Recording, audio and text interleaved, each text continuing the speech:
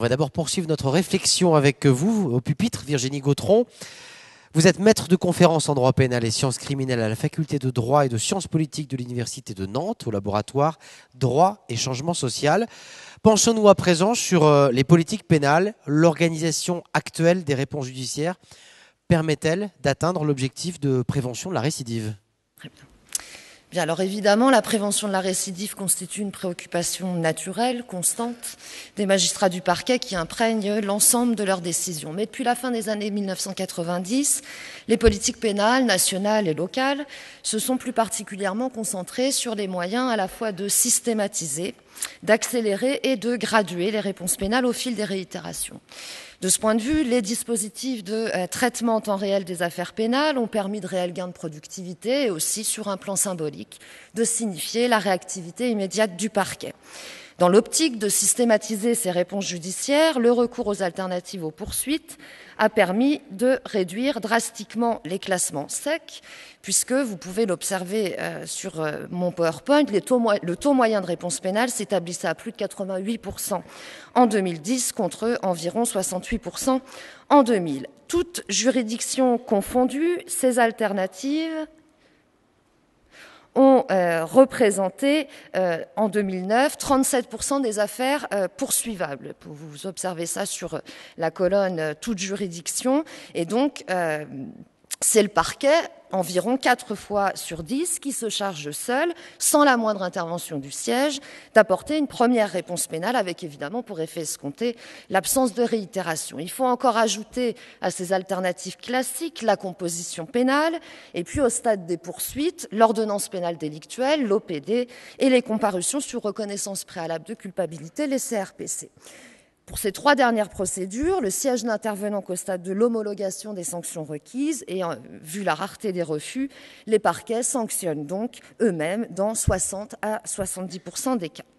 La diversification des voies processuelles, elle a également conféré au parquet un véritable pouvoir d'individualisation des procédures, sinon des sanctions.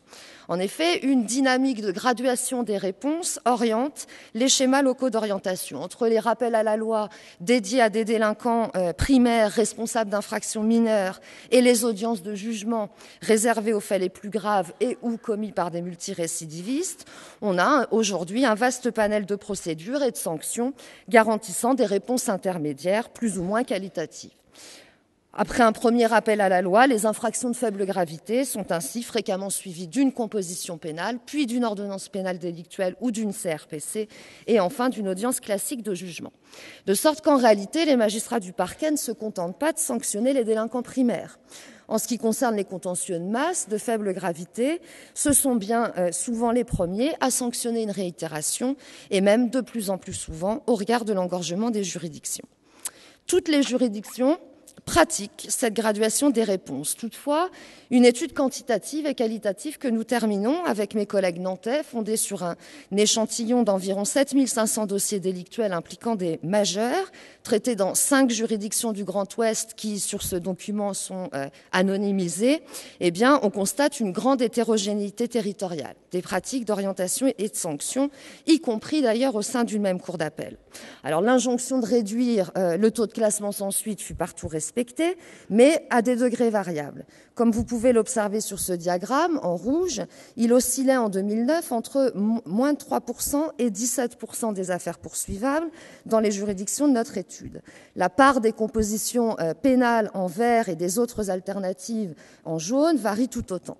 Le même constat prévaut au stade des poursuites. Alors, je n'ai pas le temps de m'étendre, mais juste 2 exemples. Vous pouvez observer en orange près de 60% d'OPD dans une juridiction de notre étude, moins de 10% ailleurs, 32% de CRPC dans un tribunal contre moins de 4% dans un autre.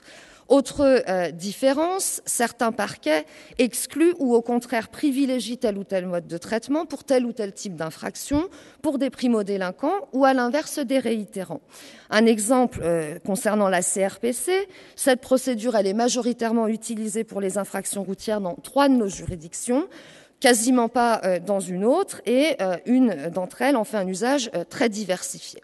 Alors, des particularismes de contexte expliquent l'hétérogénéité de ces pratiques, notamment, mais pas seulement, l'état d'engorgement de la juridiction, les spécificités des contentieux traités, le nombre de partenaires extérieurs susceptibles d'intervenir dans le cadre des alternatives. Alors, le problème, c'est qu'évidemment, cette hétérogénéité, elle génère, ou plutôt renforce, les risques d'inégalité entre justiciables, puisque des faits similaires commis par un auteur ayant les mêmes antécédents donnent lieu à des orientations disparates. Or, l'attention concédée à la fois au profil socio-économique de l'auteur, aux droits de la défense également, la nature et le quantum des sanctions ou peines prononçables, l'inscription au casier et la constitution du premier terme d'une récidive dépendent partiellement de ces choix d'orientation. Au-delà de la systématisation, de l'accélération et de la graduation des réponses, un autre objectif fut, au moins théoriquement assigné au parquet, adapter qualitativement cette réponse aux infractions de faible gravité pour lesquelles les peines traditionnelles, notamment l'emprisonnement, sont notoirement inadaptées. Cette finalité qualitative, elle affronte toutefois une obsession quantitative focalisée sur le taux de réponse pénale, au point que le fait de répondre semble parfois compter davantage que la réponse pénale elle-même. La recherche d'une adaptation qualitative s'efface derrière les contraintes de gestion des flux, en premier lieu parce que les choix procéduraux s'effectuent sur le mode de l'urgence. Alors que nombreuses alternatives supposent une évaluation préalable du profil du prévenu, on pense notamment aux médiations, aux stages, aux orientations sanitaires, les pratiques d'orientation en temps réel privilégient l'immédiateté de la réponse et ne laissent donc pas aux magistrats du parquet le temps de vérifier la situation de ceux qu'ils ont à sanctionner. A fortiori d'ailleurs, depuis le développement des échanges par mail, faute de pouvoir échanger ne serait-ce qu'un bref instant avec l'officier de police judiciaire sur le profil des intéressés, les magistrats se prononcent sur la base de la gravité de l'infraction et des seuls antécédents judiciaires, voire policiers. En effet, dans un nombre croissant d'hypothèses, l'orientation des affaires ne peut même plus être déterminée sur la base des sanctions précédemment prononcées au-delà de celles inscrites au bulletin numéro 1 du casier. Alors certes, Cassiopée offre désormais un accès au bureau d'ordre national, mais toutes les difficultés techniques sont loin d'être levées.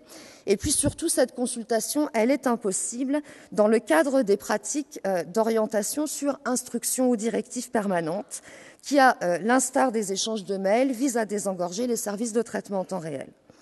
Ces directives, elles se présentent comme des barèmes qui permettent aux officiers de police judiciaire d'orienter un nombre croissant d'infractions mineures, initialement les infractions routières, mais de plus en plus les usages de stupéfiants, les ports d'armes, les vols à l'étalage, et donc ces OPJ n'ont pas à contacter préalablement le magistrat de permanence. L'orientation est donc exclusivement dépendante du contenu des fichiers de police. Ce dispositif exclut la prise en compte du casier judiciaire, non accessible aux OPJ, qui sont dès lors dans l'incapacité de détecter une récidive au sens légal du terme.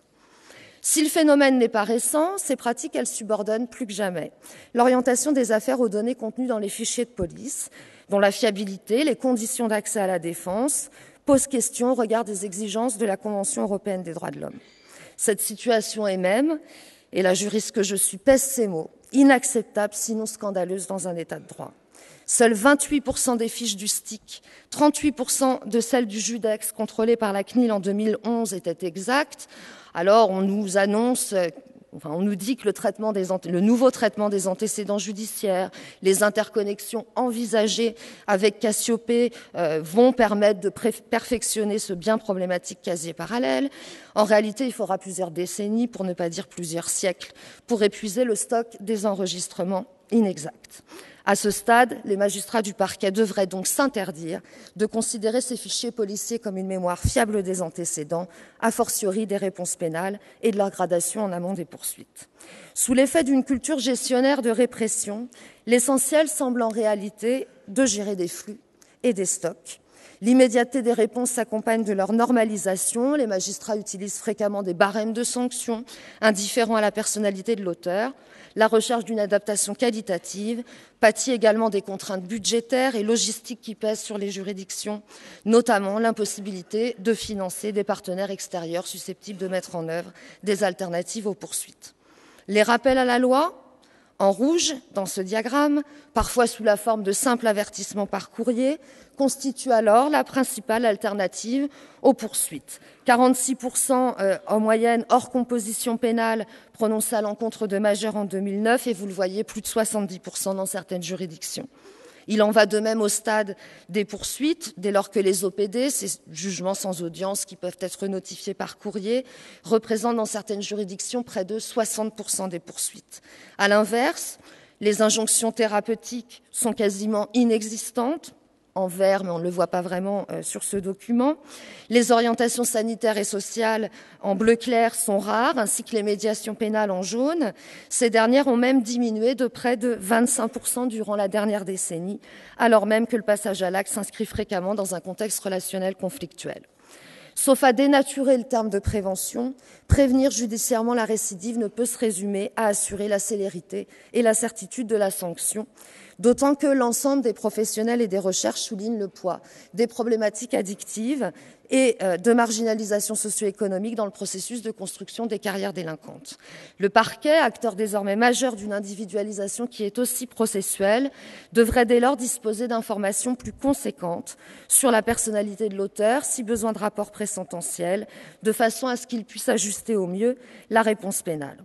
Lorsque le profil de l'auteur justifie de telles investigations, le temps consacré à l'examen de sa situation personnelle semble d'autant plus légitime qu'en réalité, l'accélération de la phase de déclenchement des poursuites ne s'est pas traduite par une diminution des délais de jugement.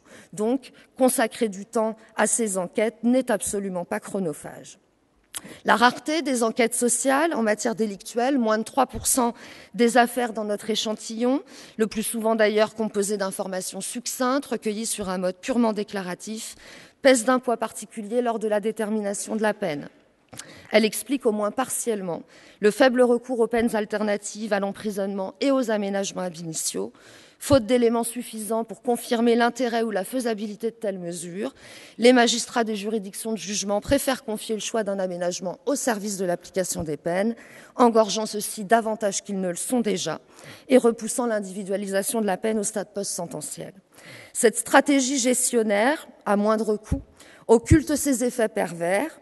Notre échantillon de dossier conforte ce que vient d'indiquer Jean-Paul Jean. Elle alimente artificiellement la population des récidivistes, principalement des délinquants routiers, sans nécessairement impacter leur parcours délinquant. À terme, et à délinquance égale, ces évolutions produiront vraisemblablement un nouvel encombrement des juridictions de jugement, ainsi qu'une aggravation progressive des peines. À ce jour, aucune étude scientifique française ne permet de tempérer ces effets pervers par la démonstration de l'impact positif des pratiques de systématisation des réponses pénales sur les phénomènes de réitération.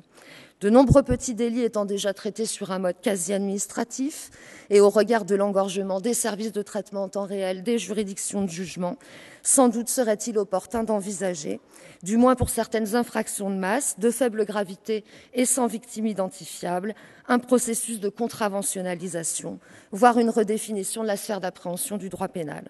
Ces dépénalisations n'auraient d'ailleurs pas pour effet d'adoucir les sanctions prononcées, eu égard au décalage parfois considérable entre la gravité des faits, les peines encourues et les sanctions prononcées en matière délictuelle. L'allègement du traitement des petites infractions donnerait, sans altérer la signification morale des interdits, la possibilité aux magistrats du parquet et aux juridictions de jugement de concentrer leur temps, leur attention et leurs moyens sur les affaires plus graves et ou plus complexes en raison de la nature des faits et du profil de l'auteur. Je vous remercie de votre attention. Merci Virginie Gautreau.